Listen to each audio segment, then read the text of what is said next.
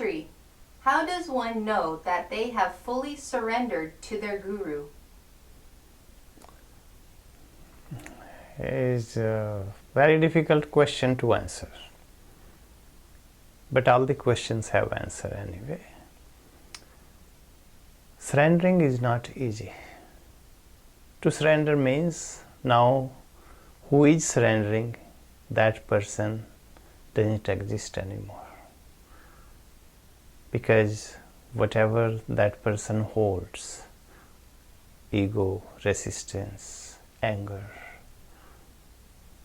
or any emotions, they are all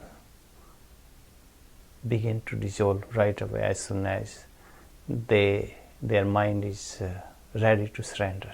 And when it is surrendered fully, those emotions, they don't bother the person. Person remains calm, peaceful, and in tranquility.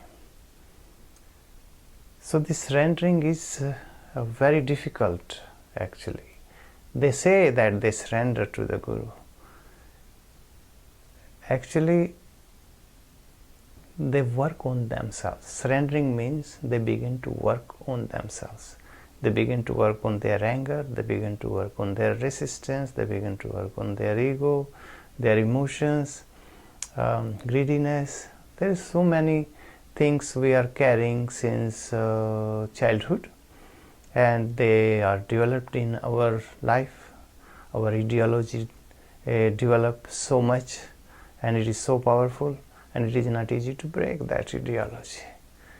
The surrendering means now you breaking that ideology, whatever you learned in your life. And if you know already that you are beginning to break, the Guru doesn't have to tell that you surrender or not. The person will know by himself or herself that, hey, my ideology begin to break. I am more calm, I am more peaceful, I am more satisfied with my life. Even necessities are, needs are very few left. So this way the person begin to know it. The surrendering, first you have to know the surrendering comes from the students towards the master, because surrendering is like you surrender your ego to the master. You surrender your anger to the master.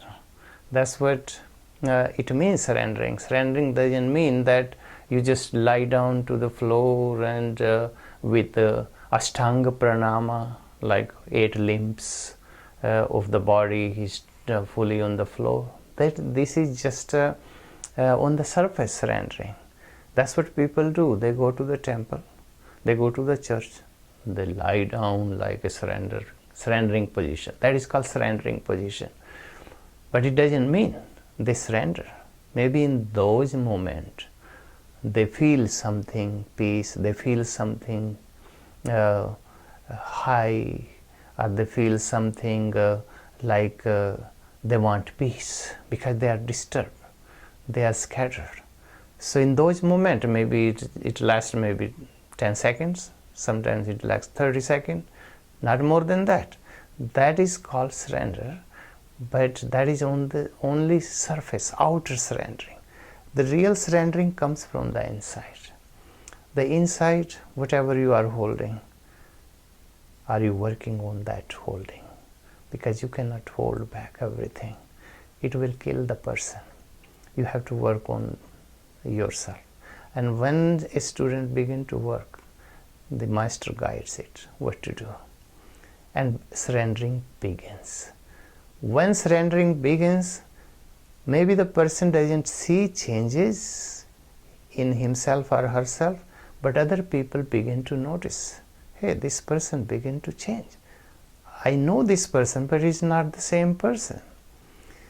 Because before surrendering, maybe that person is asking hundreds of questions.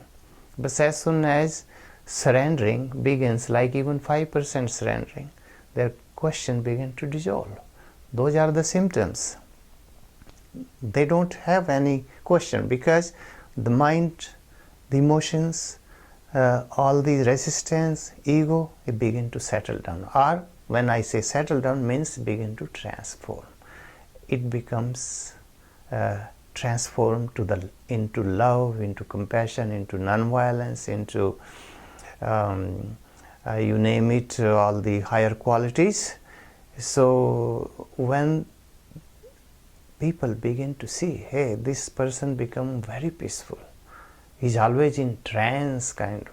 The person who is surrendering to a guru, he or she in trance, and they just close their eyes and they begin to see some kind of calmness, some kind of peace inside of them.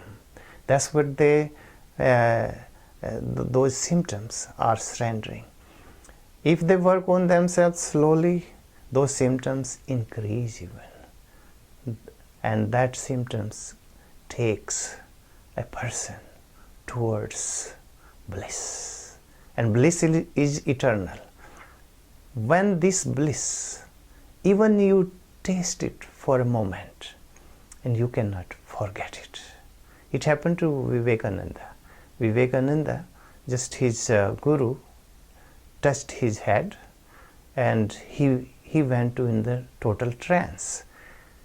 But it happened only just few seconds, and after that he never got those glimpses of that trance again.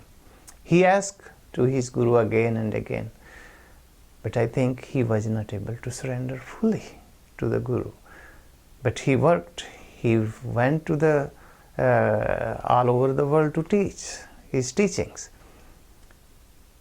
But total surrender, if it happen, the person begins to go towards the bliss, towards the enlightenment.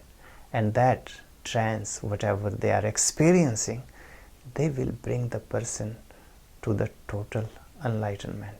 And once enlightenment happens, means your inner eye opened up. Once your inner eyes open up, your soul awakens. That's what the result of the surrendering is. Your soul awakens, and you become totally different person. Not person at all. You become a totally alive. That's what I call it, alive. When soul is awakened, you are alive first time in your life. And you feel your existence. Before, you don't know even you exist or not. Your confusion will be gone. Your illusion will be gone, because you are going towards enlightenment. And that's what symptoms are of surrendering. If you surrender, you will find those symptoms in you. First, that's what I said, peace, calmness, tranquility. And you begin to absorb the whole Guru in you, the whole teachings of the Guru. You absorb 100%. And one day, those teachings, whatever you absorb the teachings, it will lead you towards the moksha, towards the nirvana, or towards the enlightenment, towards the bliss. That is the meaning of surrender, real surrendering.